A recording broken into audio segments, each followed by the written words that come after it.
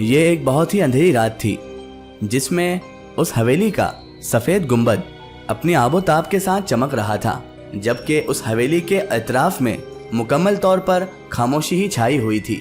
और ऐसी खामोशी छाई हुई थी जैसे कि किसी कब्रिस्तान में खामोशी रहती है, उस तरह की खामोशी इस हवेली के अतराफ में थी। सरे शाम ही हवेली की तरफ जो जाने वाले रास्ते थे इसे और भी ज़्यादा खौफजदा बना दिया करते थे। एक तो पहले ही वहाँ के अतराफ में सुनसानी और उसके ऊपर से इसके रास्ते भी बहुत खौफनाक बना करते थे। यहाँ पर कोई भी ऐसा नहीं था जो इस हवेली का रुख करता था, कोई भी हवेली के आसपास भटकता तक नहीं था। यहाँ तक के आसपास कोई जानवर भी देखा नहीं जा सकता था। जानवर भी इस तरफ आने से खौफ खाते थे और डरते थे। लेकिन एक ही जानवर इस हवेली के आसपास हमेशा दिखाई देता था और वो था एक सांप। और इस सांप के हवाले से भी बहुत सारे किस्से कहानियाँ मशहूर हो चुके थे। लोगों के मुताबिक ये कोई नाग देवता था जो अपने 100 साल मुकम्मल कर चुका था और अब ये किसी का भी रूप धारण कर सकता था, ऐसा लोगों का मानना था। और सांप के मुतालिक ये कहानी बहुत ज़्यादा मशहूर थी और ये लोग ये भी कहते थे कि ये हवेली उसी नाग की है जो पूरी तरह वीरान थी और जहाँ पर किसी की भी मौजूदगी का एहसास तक नहीं होता था, न बंदा न बंदे की ज़ात। रात तो रात थी, लेकिन लोग तो दिन के उजाले में भी इस हवेली में आने से खौफजदा रहा करते थे। दोस्तों, मेरा नाम आशू है। दरअसल मेरा असली नाम तो अर्शिल खान है, लेकिन प्यार से मुझे सब आशू बुलाया करते हैं। मैं एक अखबार में मुलाजमत यानी नौकरी करता हूँ और एक रिपोर्टर की हैसियत से हमारे अखबार के लिए मुख्तलिफ खबरें लाता रहता हूँ और ये खबरें लाकर एडिटर साहब को लाकर दे देता हूँ। वो उसे मिर्च मसाला लगाकर चटपटी खबर बनाकर हमारे अखबार की जीनत बना देते हैं और हेडलाइन के तौर पर पेश भी कर देते हैं। और इस हवेली जिसके बारे में मैंने शुरू में बताया, इस हवेली की खबर भी मैंने एडिटर साहब को पिछले महीने ही लाकर दे दी थी। और एडिटर साहब ने अखबार में खबर को शामिल करने से पहले ही मुझे इस हवेली की तहकीक करने का कहा था कि जाकर पता करो खबर सही भी है या नहीं, वरना मैं इस खबर को अपने अखबार में शामिल हरगिज नहीं कर सकता जब तक कि तहकीक ना हो जाए कि तुम जो खबर लेकर आए हो वो पूरी तरह से पुख्ता है और उसके कुछ सबूत भी मौजूद हैं। एडिटर साहब ने जैसे ही मुझसे ये सब कहा तो मैंने कहा, लेकिन क्यों सर?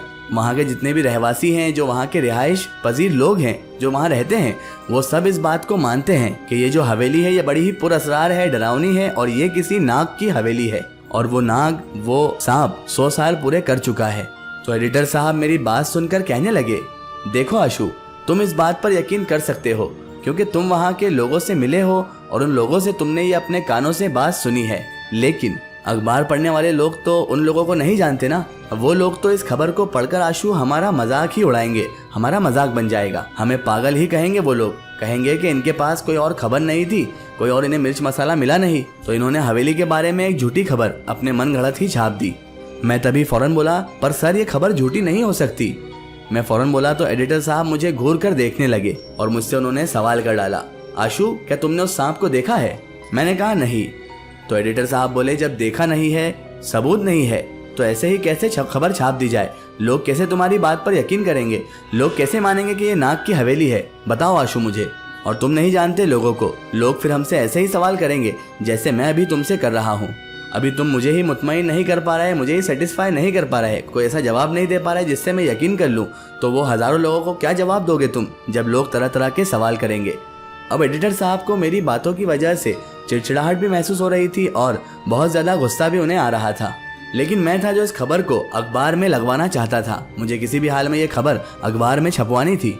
मैंने एडिटर साहब को कहा, सर मैंने जिन लोगों से हवेली की ये मालूमात ली है ना, उन लोगों ने तो ये सब कुछ अपनी आंखों से देखा है जो मैं आपको खबर के तौर पर बता रहा हूँ। अगर आप कहें तो सर गवाही के तौर पर उन लोगों को पेश भी किया जा सकता है। मैंने जब ये कहा तो एडिटर साहब बोले, देखो भैया, ये कोई कमराए इरादत नहीं है, यहाँ कोई हम अदालत नहीं चला रहे हैं। जो तुम सबूत पेश करने की बात कर रहे हैं वो भी गवाह के तौर पर। अगर आप सबूत के तौर पर लोगों को सामने भी ले आएंगे तो मैं इस बात पर यकीन कर लूंगा, लेकिन हर अखबार पढ़ने वाले के सामने सबूत कैसे पेश करेंगे? अब उन्हें पुरजोश गुस्सा आ चुका था और उन्होंने गुस्से से मेरी लिखी हुई खबर मेरे सामने फेंक दी।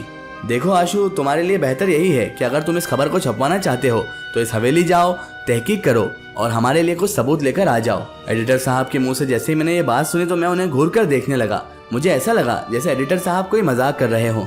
चंद ही लम्हों में अभी एडिटर साहब हंसेंगे और कहेंगे, लाओ आशू लाओ खबर, कहाँ लगानी है तुम तो ये बताओ। मगर मेरी सोच के बिल्कुल उल्टा हुआ। ऐसा कुछ भी नहीं हुआ।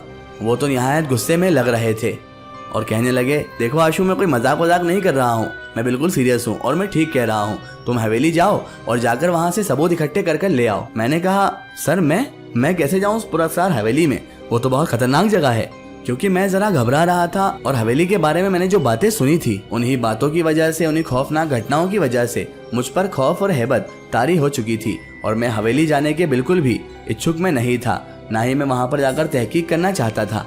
मेरी ऐसी अजीबोगरीब और कश्मकश वाली हालत देखकर एडिटर साहब के चेहरे पर एक हल्की सी मुस्कुराहट आ गई। एडिटर साहब बोले, सिर्फ बात सुनकर ही तुम घबरा गए हो? ये भी तो हो सकता है कि ऐसी कोई हकीकत वहाँ पर मौजूद ही ना हो और ये सब लोगों की उड़ाई हुई अफवाहें हों, इसमें कोई हकीकत जरा भी मौजूद ना हो सकता है लोग तुम्हारे साथ मजाक कर रहे हों।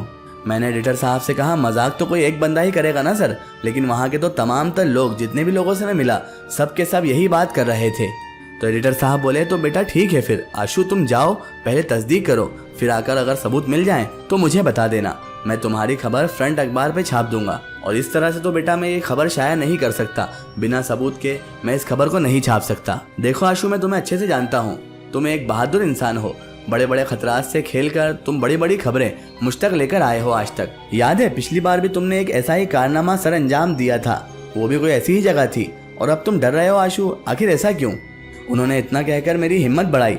मुझे भी उनकी बात से कुछ हौसला मिल गया था, हिम्मत आ गई थी और मैं उनसे हाँ कहकर दफ्तर से उठकर अपार्टमेंट में आ गया। और अब मैं फैसला भी कर चुका था कि मैं हवेली, उस पुरस्कार हवेली में जरूर जाऊंगा। अब मेरा सिर्फ एक ही मिशन था कि हवेली के बारे में सारी मालूमात हासिल करूं और जो लोग किस्से कहानियां बता रहे हैं उनके बारे में या तो सबूत ले आऊं या फिर इन सब को झूठा साबित कर दूं, क्योंकि मेरी बहुत बेइज्जती हो गई थी इस हवेली की खबर की वजह से।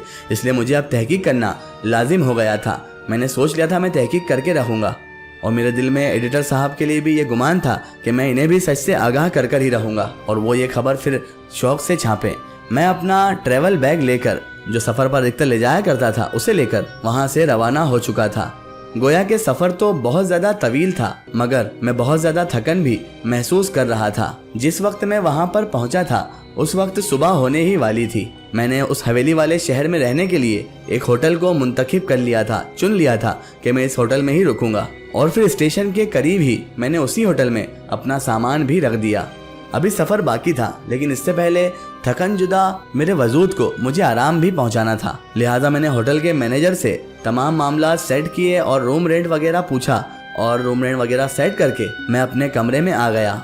यहाँ पर कोई वेटर नहीं था, जो काम भी करना था इस होटल में मुझे मेरा खुद ही करना था।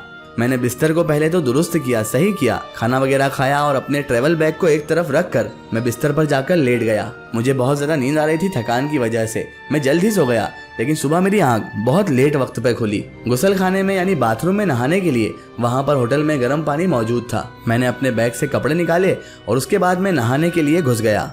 तभी अचानक मुझे दरवाजे पर दस्तक के साथ चूड़ियों की खनक सुनाई देने लगी।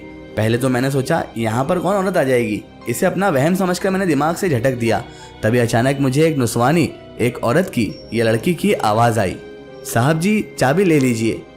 गालिबन उसकी बात से लग रहा था कि वो बहुत ज़्यादा जल्दी में थी। अच्छा ठीक है, मैंने इतना कहा और मैं नहाने में मसरूफ़ हो गया। तभी अचानक मुझे एहसास हुआ कि दरवाजे में जो मौजूद होल है, छेद है, उसमें से कोई मुझे देख रहा है। दरवाजे की हालत क्योंकि बेहतर नहीं थी, जगह जगह दरवाजे में छोटे मोटे सुराख, छेद मौजूद थे जिससे आराम से अंदर देखा जा सकता था। लेकिन वो जो लड़की थी वो इस अंदाज से खड़ी हुई थी कि उसके चेहरे का आधा हिस्सा तो नजर आ रहा था, लेकिन बाकी का चेहरा उसने शायद छुपा रखा था। खैर मैंने इस बात को ज़्यादा सीरियस नहीं लिया और अपना रद्द अमल कुछ भी नहीं दिखाया। थोड़ी देर के बाद उसने मुझे दोबारा आवाज़ दी और कहने लगी, चाय ठंडी हो गई है साहब जी।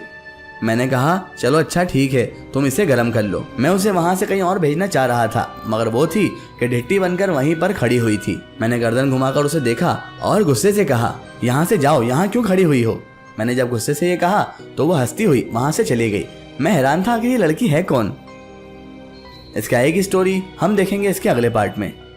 अगर आप भी अपनी ज़िंदगी कोई सच्ची कहानी या फिर अपनी कोई स्टोरी हमारे चैनल से शेयर करवाना चाहते हैं या आप चाहते हैं कि आपकी रियल स्टोरी हम अपने चैनल से शेयर करें, तो हमें कांटेक्ट करें हमारे फेसबुक और Insta page my story book पर।